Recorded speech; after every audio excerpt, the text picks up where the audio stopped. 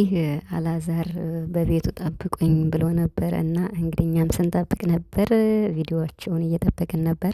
እንግዲህ ከትንሱ ጋር በሀዋሳ ምርጥ ጊዜ እያሳለፉ ይገኛሉ። ዛሬ እንግዲህ ትንሱና አላዛር በትክክል የተዋወቁበት ቀን ነው። ትንሱ እንግዲህ ከሀ እስከ ፐ ስለ ራሷም ስለ ቤተሰብም ያላቸውን ሁኔታ አስተዋውቀዋለች ማለት ነው። ትንሱ እንግዲህ እንደምታውቋት በጣም ብዙ ታሪክ ያላትና ያሳለፈች ጠንካራ ልጅ ናትና ሞር ደግሞ ዛሬ እኔ ሙሉውን ስለሰማሁት የሚገርም ነው። የምር በጣም ጎበዝ ናት። እንግዲህ 2 አመት ደብረ ታቦር ዩኒቨርሲቲም ተምራለች፣ ጤና ኮሌጅ ማለት ነው። እና ጎበዝ ናት። ከዚያ በኋላ ግን ነገሮች ስላልተመቻቹላት ትምህርቷን እንድታቋርጥ ተገዳ ነበር። መስራትም ስለነበረባት በቃ በቤተሰብ አንዳንዴ ችግር ሲደርስብን እናት አባታችን አልስማማ ሲሉ ሲለያዩ በልጆች ላይ የሚደርሰው ጫና ከባድ ነውና ይሄን ሁሉ ተወጥታ ከዚህ ደርሳለች። እንግዲህ ትንሱ እግዚአብሔር ላንቺ ያለውን ደግሞ እሱ ነው የሚሰጥና ፈጣሪ ከዚህም በላይ ጠንካራ አድርጎሽ ያሰብሽው ሁሉ ተሳክቶልሽ እናትሽንም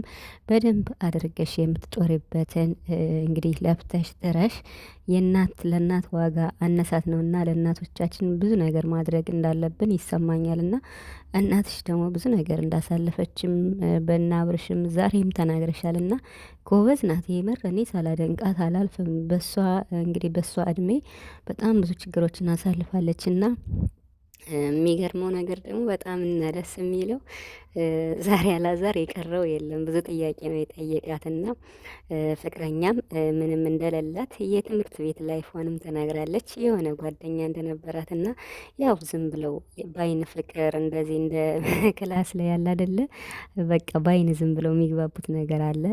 ከዛ በኋላ ልጁም የውሃ ሽታ ሆኖ እንደቀረና ከዛ ወዲህ ግን ምንም ሪል ላይፍ እንደሌላት በቃ ምንም የፍቅር ግንኙነት የለኝም ጓደኛ የለኝም ብላለችና አላዛር ደግሞ ሁሉንም ሳላጣራ ወደዚህ ነገር መግባት ስለማልፈልግ ሁሉንም ማጣራት አለብኝ ብሎ ጎበዝ ማጣራት አለብኝ። የምሬን ነውና ያው ግድም ስለሆነ ማለት ነው። አንዳንዴ ምንም ሳናቅ ዝፍቅ እንልና መውጫው ነው የሚጨንቀንና ስለዚህ ማጣራቱ አይከፋም። እንኳንም ማጣራህ እንግዲህ ሙሉ የህይወት ታሪኳን ነው ዛሬ እንኳን በከፊል ያወራችሁና የሚገርም ነው። የምሬን ነው የምላችሁና በቃ ጎበዝ ናት።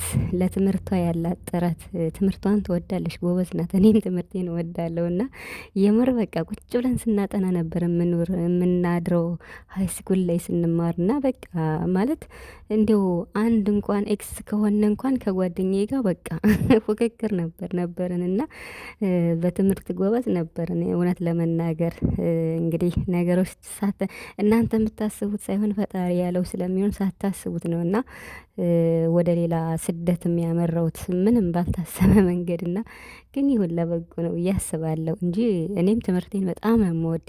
የምሬን ነው የምላችሁና ትንሱ ስትናገር ትዝ አለኝ ሃይስኩል ላይ ያሳለፍኩት በቃ ምርጥ ጓደኛ ነበረችኝ እና በቃ ቁጭ ብለን ነው ስናጠና የምናድር ማለት ነው። የምሬን አንዳንድ ቀን ቁጭ እንዳልን ነው የሚነጋና ከዛ ተነስተን ቤተክርስቲያን ሄደን ከዛ በኋላ በቃ መተን ወደ ትምህርት ቤት ነበር የምንሄደው ከሰዓትም ላይብረሪ ማለት ነው። እና በጣም ጎበዝ ናት። እኔም ደብረ ታቦር ነው የተማርኩት። እሷም ደብረ ታቦር 2 አመት ኮሌጅ ጤና ትምህርት እንደተማረች ሰማውና ገርሞኛል። ጎበዝ ናት በጣም።